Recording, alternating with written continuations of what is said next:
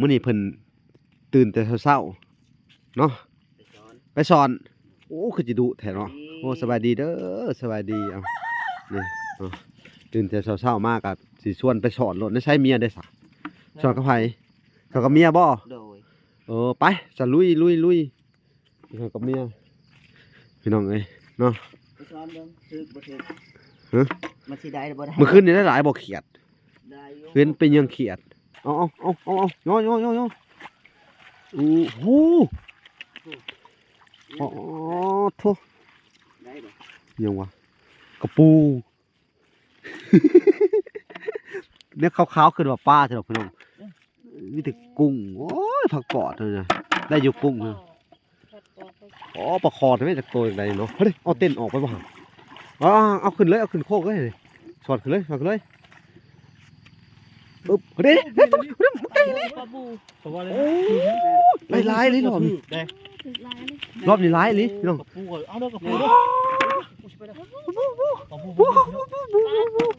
กุ้งลิ้นลายเลยรอบนี้กุ้งกระไรเลยรอบนี้เห็นบ่ล่ะเขาผู้ซื้อความถึง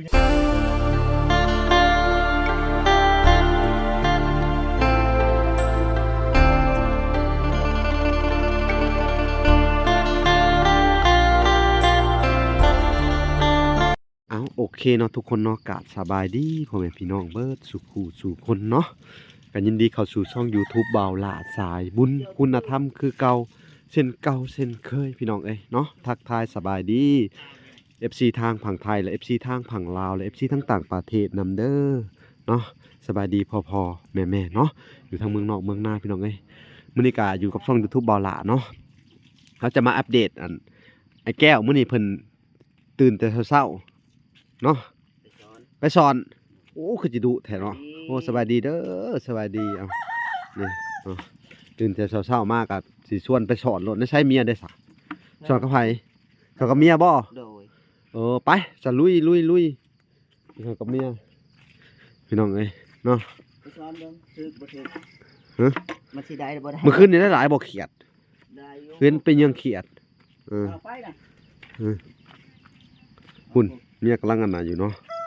ไปเด็กน้อยก็บ่ทันตื่นเนาะหนึ่งข้าวอยู่พี่น้องข้างข้าวไว้นี่นี่พี่น้องเอ้ยไอ้แก่สิเป็นคนถือดังสอนไปก่อนเนาะส่วนยายวันกะอย่างมาตำลังเนาะป้าเถอะบอลนี่ถือว่าโอเคได้ตื่นขึ้นมานี่แบบว่าสอนเลยก็ได้พี่น้องตื่นขึ้นมายังพอหาอยู่หากินได้อยู่คุณว่าสองพ่อเมียเพิ่นสิลงสอนพี่น้องเอ้ย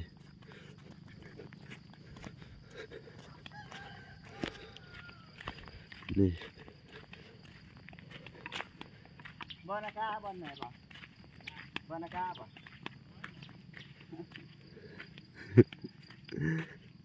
ลองเบิ่งสิได้หรือบ่ลองเบิ่งบ่แม่นป้าเย่งเจ้าลูกฮวกมีแล้วบ่จักยังดอก ยัง อาทิตย์จัก2อาทิตย์ 2-3 อาทิตย์เนาะลูกฮวกเขียดบ่แม่นส่วนหลายลูกฮวกเขียดแล้วมันหลายยำเนาะโดยแต่อึ่งเฮาบ่ต้องหามันดักมันบ่มีเฮ้ยป้าวอนอยู่เห็นบ่พี่น้องนะนี่ขึ้นเลยป้าเริ่มเลยเจ้าสิถือดังสอนยายวันมาพอดีเลยพี่น้องเอ้ยสวัสดีก่อนสวัสดียามเช้าพี่น้องเอ้ยไปน่ะตื่นไปซะอีกปีนพี่นี่สอนมาพี่นี่ป้าวอนอยู่พี่น้องเอ้ยไปเบิ่งกัน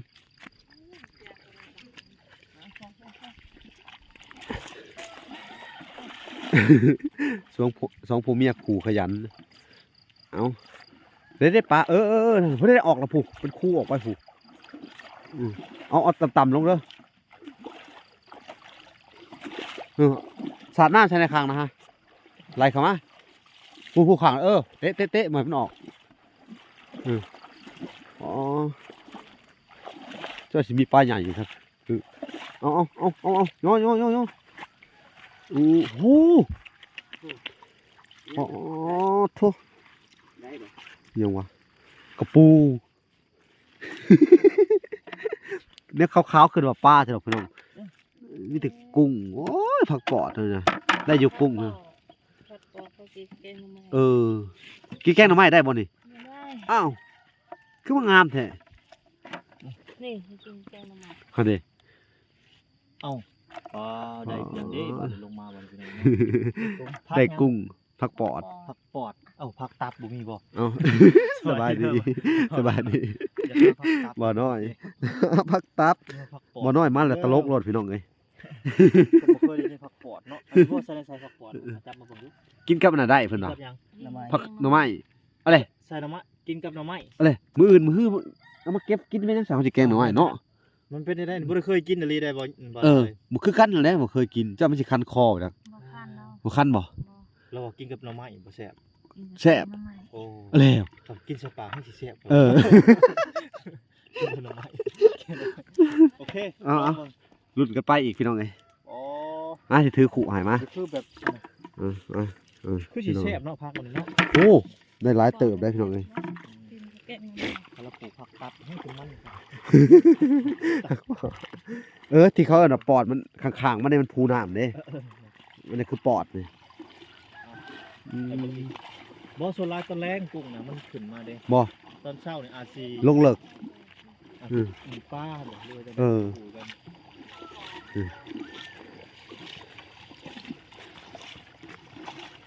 ลงเซกันน้ำเลิกเนาะ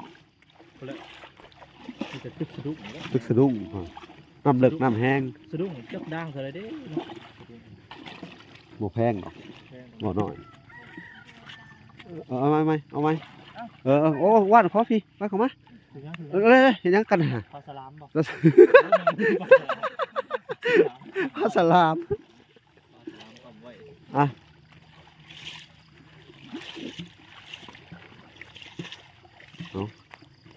มาลุ้นกันพี่น้องรอบนี้สิมีปลาหยังแหน่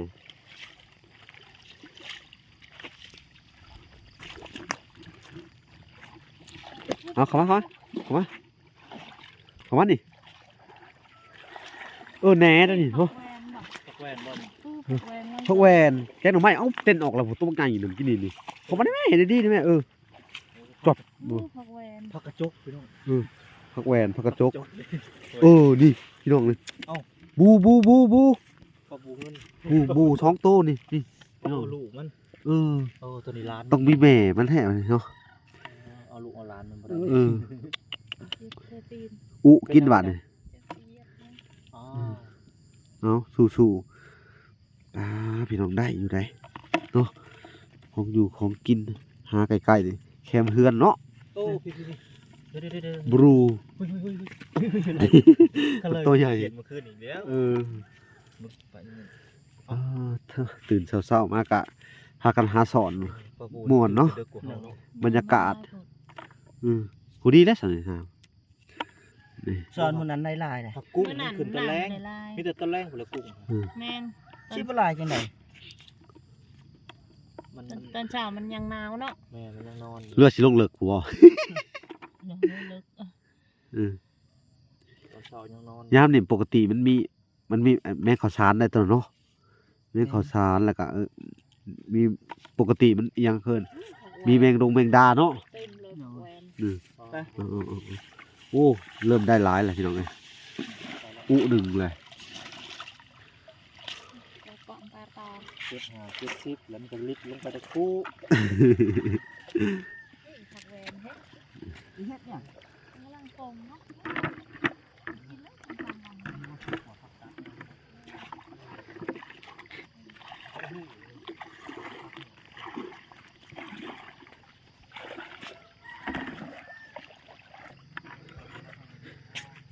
พี่น้องเอ้ยเนาะขาตอโอ้ยังนะถือป้ายังนะฮะอ๋อทุที่ได้กินอยู่ว่าปลาสลามเลย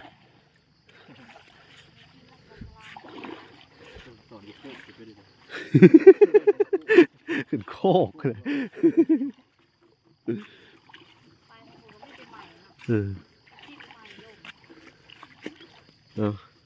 เขาวาดเข้าบันนี้ ไปแล้วก็ปุ๊บคุณ เพื่อให้ขึ้นอยู่สุดอยู่ใต้ ไป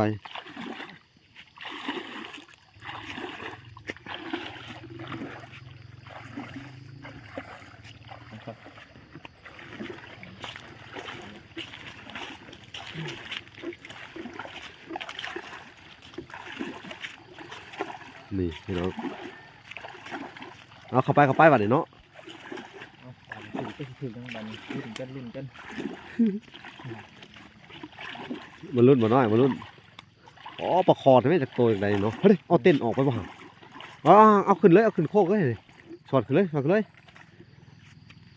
ปึ๊บเฮ้ย ปลาบู เพราะว่าเ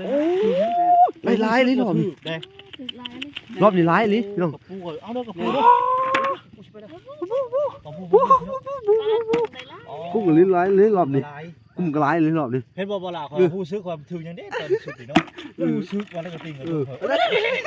คอยฮู้ซึกว่ามันสิไป เด้ปิ้งให้ลูกก็ได้เลยเอาเก็บเอาหอยก็มีบาทเลยปอก เก็บเอาหอย รอบนี้หลายลิ้นนี่กุ้ง กุ้งก็มีหลายตึก นี่ กุ้ง หลา ลาย ย ลิ้น ดิ รอบนี้ อ๋อ เนาะ สุดนี่คอยฮู้ซึก กุ้งนี่มันบ่นอนนั่นแหละ หัวนอนเนาะโอ้นอนเคยกุ้ง หลายลิ้นเนาะ ไข่กุ้ง สิเฮ็ดหยังอีกไข่กุ้ง ไข่กุ้งบ่น่ะ แม่น อ้าวเขาไม่ฮู้นะไข่กุ้งไปนั่น ก็คือว่าไข่ปิ้งอยู่เลย เอาลงไปเอามา ลงไปเถอะไข่กุ้งว่านี่ฮะ แม่น เอาแล้ว บ่ได้ฮู้ เหมือนท่านว่าให้มันลกไข่คือเก่าซะลงไปไว้คือเก่านี่ หอยสิเอาวะนี่ อ้าว เอา ข้าวปอด นี่พี่น้องถิ่นลงไปไข่กุ้งเพิ่นว่า เคยฮู้ซึกนี่ก็ติงกับตัวเขาเอาคอยสุดนี่สิเด้อ นี่ชุดนี้ก็ได้หลายลิ้นเนาะ แม่นได้หลาย ได้ลาย ตัวอันนี้แหละเขาเอิ้นว่าผัว ว่าเกลือมื้อเนาะว่าบ่ถึก ผัวพร้อมเมียเพียงมันเป็นจังซี่แหละเนาะ แม่น ได้กินเห็นหยังก็ได้เนาะสู้ๆพี่น้องเอ้ย เอาไปเลือกเอาอยู่บ้านเด้อ อ๋อก็กัดยิบเอาแน่เห็นว่าก็ได้ ข้าวแน่ ตอนนั้นเขาก็สิเก็บส่งจัง อ่ะ ได๋ มัน มาเก็บใช้บ่ล่ะเก็บ มาเก็บซะกัน ได้ลายไข่กุ้งนี่ไปต้านอะไรนี่ได้นี่มันหลายนี่ ไข่ปิ้งสิดอก บางคนก็ว่าไข่ปิ้งบ่ได้ปิ้งมันมีไข่ด้วยมันเขาลูกเป็นโต ออกเป็นตัวเออ นี่พี่น้องเอ้ยโอ้ได้หลายเติบได้ว่านี่เนาะ แม่น อุ้ยบ่อนนี่เหมาะสมเลยบ่อนหาอยู่หากินเนาะ แม่น อันนั้น FC เพิ่นว่าผู้ใหญ่เพิ่นว่าโอ้ชุเจ้าอยู่บ่อนถูกที่ถูกทางชุเจ้าเขียดก็หลายปลาก็อันอยู่ในลำเซเนาะ โด หาใส่เอาอยากกินหยังก็หาใส่เอาอ๋อ ไม่บ่ล่ะ ชาวบ้านเพิ่นออกไปหาบังตื่นแต่เช้าๆมาโห บัง หาบังอะไรนี่เอาไงหลายลิ้นหล่อมนี่เนาะนี่บ่น้อยเบิ่งดูว่าจะเต็มก้นขู่เลย สอนอีกไปพูดเนาะ ช้อนนี่ พูดเมื่อเลยแบบ หมอขาฮอดเลยนี่บ่ได้ได้เฮ้ย ไก่เลือด มันไกลเพิ่นอย่าง ไป นี้ เลยเนาะ มันนี่ปลา ปลามันเน่าเด้อเฮาต้องมาเฮ็ดกินอยู่นี่ได้มันไปกินอยู่เลยได้ พูดแล้วบ้านหน้าทองพูดแล้วของบ้านหน้าทองพูดแล้วกินอย่าพูดแล้ว พอไปแล้วพี่น้องโอ้ยามเช้าๆบรรยากาศบ่ได้ซูมเบิ่งพี่น้องมันซูมบ่ได้โทรศัพท์อ่ะเพิ่นเถียงกันไปแล้วพี่น้อง ก็คิดว่าปลาคอสองดินดอย ปลาขอมันไวได้ มาขอมันเด็ดอันนั้น มุนน้ำเนาะ มันไปไวกว่าอันนี้ได้โอ้รอบนี้ถือว่าคุ้มนะพี่น้องไอ้บัดเดียวนี่ป้อคอมเมนต์ว่าคนมักกินก้อยกุ้งแล้วกุ้งเต้นเนาะบัดเดียวนี่พอกินได้นี่เนาะ กินบ่ล่ะก่อย บ่กินบ่แนะน บ่กินขัวกินสุกดีกว่า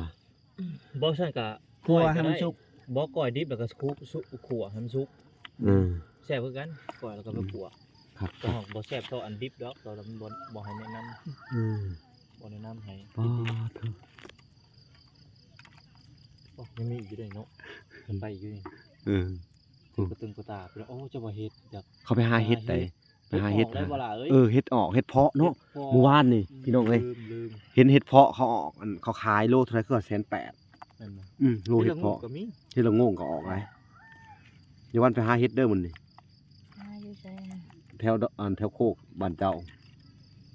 บ้านหน้าทองบ่ล่ะ โคกวันนาทองมีโคกวันนาทองทีมลงไปได้ไข่นะไข่กบ ยางปุ่นคำพอดีแล้วบ่ได้เฮ็ด ใกล้บ่ย่างไปสมุดบ่หลัด โอ้ ไป ไก่เนาะ กดไกลไป เก็บให้เบิดเด้อ โอ้อยู่ดง อ๋อรอบนี้คือเอามานสุดๆเนาะดูดิ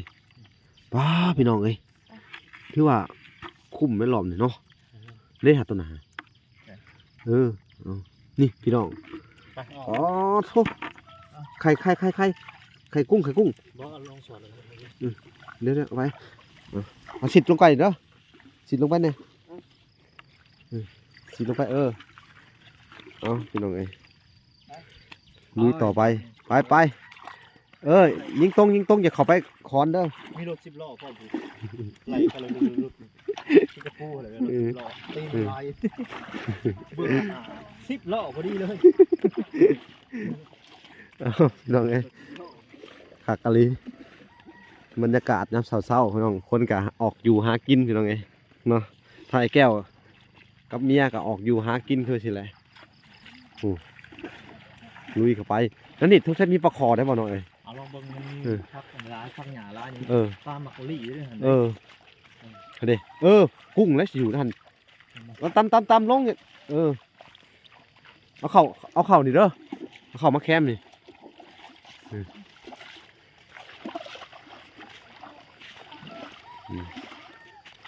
เฮ้ยแล้วนี่นี่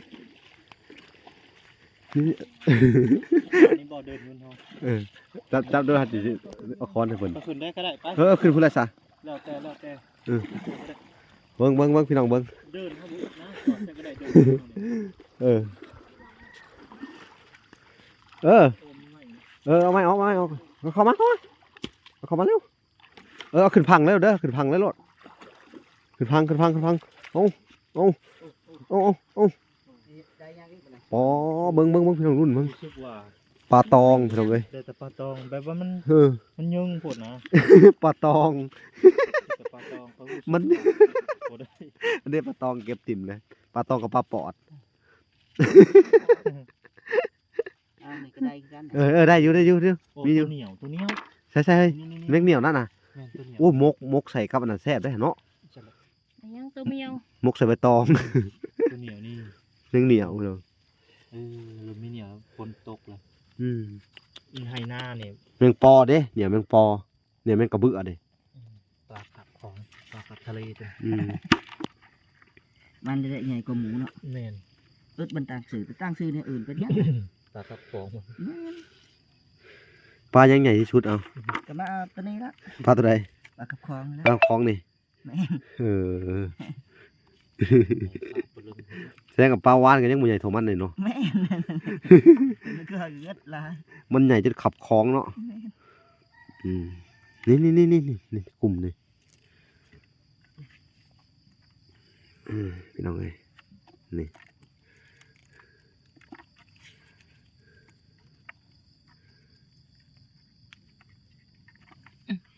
เอาเสร็จเป็นที่เรียบร้อย มันก็มีบาทอยู่บาทบถึงอะไร เนาะ มีบาท แบบ ไอ้ตึกหล่ะที่เจียามาจะหน่อยจะมากินข้าวไปอีกว่า ถูกลายมันสีดับคือตรงนี้ แบบ รอบนี้ มานบาดโมมานสิน้องเอ้ยเนาะเรื่องปกติรอบนี้คือสิมานอยู่นี่ดีๆเด้อได้อยู่ สบายดีเด้อ มานแต่เช้าเลยนี่ ต้องบุญเงินคน ยังมันนอนเจ้ามันจะออกในวัดตัก มันเข้ามานอนในแคมป์เด้โอ้ ส่วนอยู่ที่ ชื่อว่าต้องให้ชื่อว่าไปสอนอยู่เซ่พุ่นแล้วนี่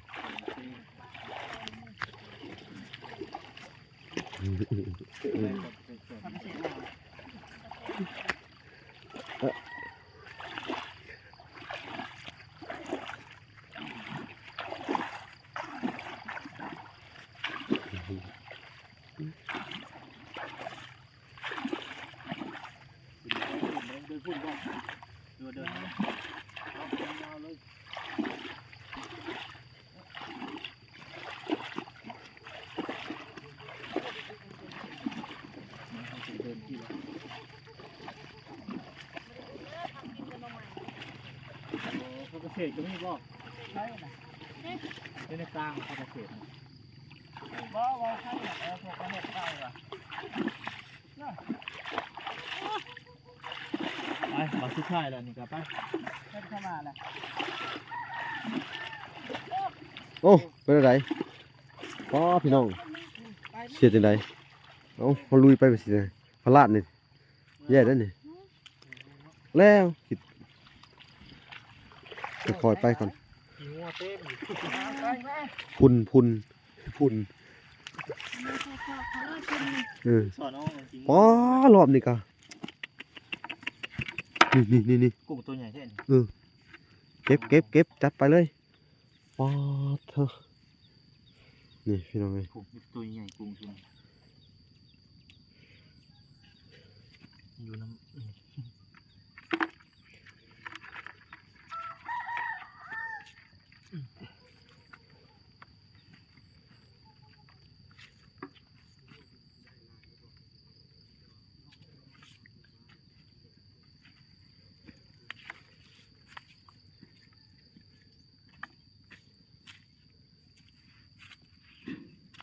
นี่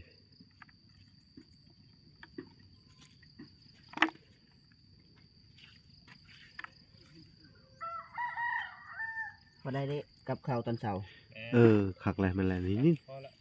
นี่ตัวใหญ่นี่เก็บให้เบิดเด้อเลยถ้าว่าในการเหลือกระสิดลงน้ำคือเก่าเด้อแต่เพิ่นไปไข่ต่อนี่หอยให้ได้บ่ว่า ใช่ไปเบิ่งในคุก บ่แม่นนะ ได้หลายกว่ามื้อนั้น ได้หลายกว่ามื้อนั้นอีกบ่ แม่ บ่ถือบาทเดียวน่ะเนาะจนถ้วยหนึง พอละไป โอเค สร้างเฮาก็มาเลยนะ สร้างใหม่ ไป มา ลงไป แล้ว ล่างเนี่ย ปล่อยให้เพิ่นเฮ็ดไป สักล่างเนี่ย อันนี้อ่ะ นี่ยังนะ โอ้ยพูดยัง ยังเก็บเอา เดี๋ยวมาแรกสิลงไปใส่หม้องแล้ว แลกใส่หมอง ไปพอละ เอาพี่น้องเอ้ย มือละนิดละหน่อยบ่เอาหลายเอาหลายเสีย เอาพออยู่พอกินเนาะอ๋อนี่ทำนี่ก็ได้กินหลายเลย กินกับ ย่างเขียด แม่ อีตำหุงเอาพี่น้องเอ้ยก็ ไป สิให้เพิ่น ล้างแยงก่อนเก็บข้าวเก็บของคือว่าสอนจักบาทวะ1 บาท บ่ส่วนก็ยัง บ่นั่นแหละเฮาสอนจักบาทว่าคือได้ไว้เถอะเฮ้ยต้นกล้วยอยู่กลางน้ำ ต้นกล้วย เอาขึ้นไปปลูกเลยไอ้แก้ว เดี๋ยวล้างนะครับ เอาไปปลูกเลย เอาขึ้นไปปลูกเลยแม่นแหละ ล้างนะ เฮ้ยเนาะ ต้นกล้วยอยู่กลางน้ำพี่น้องใช่เพิ่นเอาขึ้นไปปลูกเลยเดี๋ยวแม่นความแหละพอดีเลยได้ต้นกล้วยพอดีเลย ต้นกล้วยวิเศษได้นี่ฮะ หมาครับพี่แข่งนะ มันเป็นหมาครับพี่แข่งนะ จะได้ต้นกล้วยแล้วไอ้แก้ว ต้นกล้วยวิเศษ เอาเพิ่นไปปลูกเลยไปใต้อีดูเพิ่นน้ำท่วมมาจังหน่อยนี่ แม่น เอาเฮ็ดยังกันน่ะ ๆเอาล้างอย่าง ล้างแยงบ่ เราคนชียังนะ เลาะมื้อนี้บ่มานปานใดเนาะ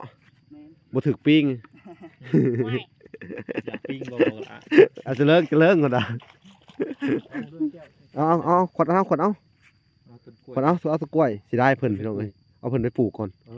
อู้ ครับ ใช้ได้เอ้ยวันนี้อู้ไปคักเลย อยู่ที่เต่า เบิ่งคักขะแยง คูณได้ต้นนี่เนาะ แม่น ต้น กล้วยวิเศษได้ ต้นเกิดในกลางน้ำพี่น้องเอ้ย ใส่หาได้นะ ไผหาได้ ปลูกทั้งยอดลงเด้อ ไอ้แก้วได้ของดีเลยอ๋อหากลงไป ถือว่าโชคดีเนาะ อ๋อ เกิบบ่ได้ ได้ต้นกล้วย ได้ของดีมาปลูกแล้วบัดนี้ หมากกล้วยหมากมุ่นได้ช่างกับปั้นครับ เขาตัดต้นมันเนาะ อ๋อพี่น้องเอ้ย เป็นกล้วยวิเศษ คักให้มันปลูกไว้ เป็นกล้วยวิเศษ ต้องโชคดีได้เกิดในกลางน้ำอีกเนาะ หมากมันน่ะกินกับบ่เบิดหมากหนึงทำพาโตอีกอย่างส่งงาช่างเลยเขากล้วยวิเศษ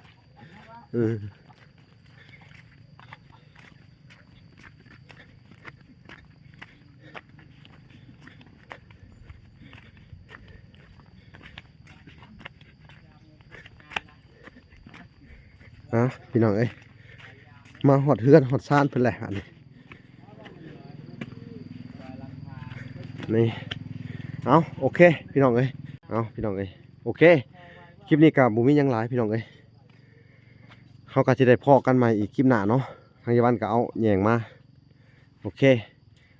ติดตามกันต่อไปคลิปหน้าบ๊ายบายพี่น้อง